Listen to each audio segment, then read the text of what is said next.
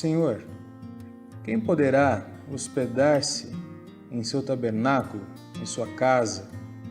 Quem há de morar no teu santo monte?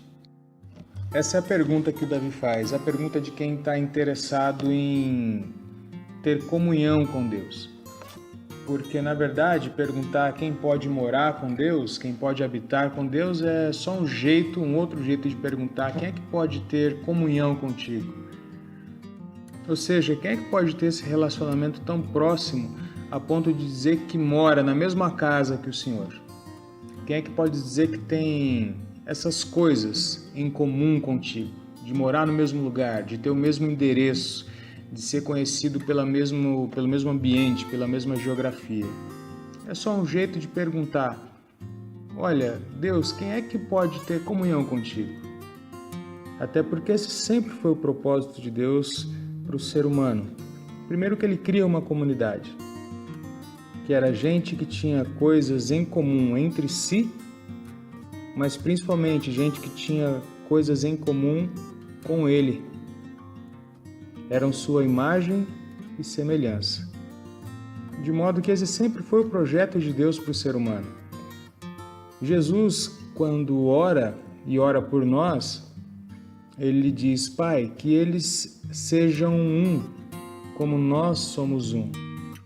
Que eles estejam em nós e que nós estejamos neles. Esse é o projeto, a síntese do projeto comunitário de Deus para nós. Em outras palavras, isso é salvação. Ter coisas em comum com Deus é ser salvo. Sendo assim, o que Davi está perguntando é: Deus, quem é que é salvo de fato? Quem é que tem coisas em comum contigo? E logo em seguida ele começa a listar uma série de características, mas de relacionamentos humanos. Nenhuma das características que ele cita tem a ver com o relacionamento com Deus propriamente dito, mas ele cita uma série de relacionamentos horizontais. Até porque ele vai dizer a respeito da prática da justiça, do falar a verdade e assim por diante. Leia lá depois, você vai ver.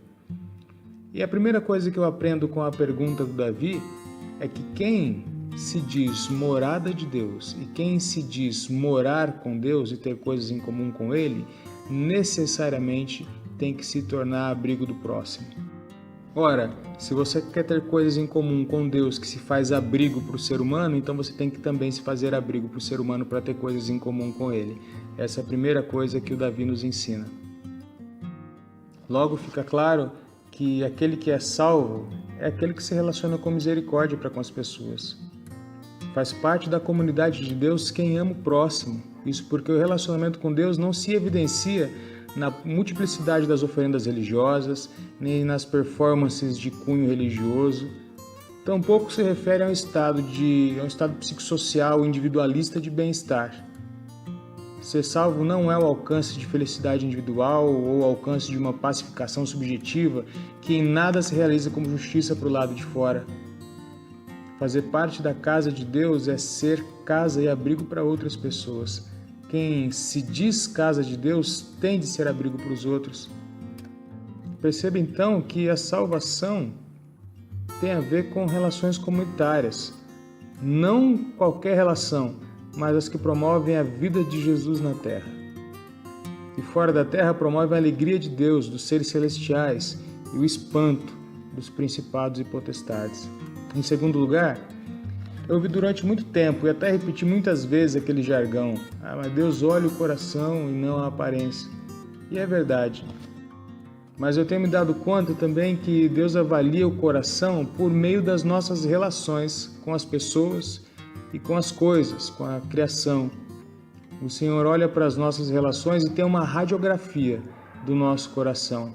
Ou Ele olha para o nosso coração e pode dizer exatamente como serão as nossas relações, pois nossas relações são reflexo do nosso coração. Um coração habitado por Deus se relaciona com justiça e misericórdia, até porque a misericórdia é a justiça de Deus na prática. Um coração sem Deus se relaciona com as pessoas na perspectiva de como se elas fossem objetos de consumo para os seus próprios deleites. E quando é assim, as pessoas deixam de ser alvo do amor e do abrigo e passam a ser objeto das nossas paixões. Alguém pode dizer, mas não precisa crer em Jesus para ser salvo? Eu responderia, uai, não é isso que é ser salvo? Não é isso que é crer em Jesus? Ter coisas em comum com Deus? Se tornar cada vez mais parecido com Ele? Ter comunhão com Ele? Pois quem vive assim jamais será abalado. Segundo o salmista, é a única realidade que jamais será abalada é o reino de Jesus. De modo que ter comunhão com Deus não é ter arrepios na coluna, não é ter uma ideia individual de felicidade. Ter comunhão com Deus é ter coisas em comum com Ele. É ser muito parecido com Ele. Ter o mesmo endereço, morar na mesma casa, participar do mesmo ambiente. Isso é ter coisas em comum com Deus, isso é ser salvo. Quem habitará então na casa de Deus? Quem é que tem coisas em comum com Ele? Quem tem aprofundado as suas raízes nessa rocha fundamental do amor de Deus e que por consequência tem se tornado pedra, abrigo, tijolo da casa do Espírito, dessa casa espiritual. Isso é ser salvo.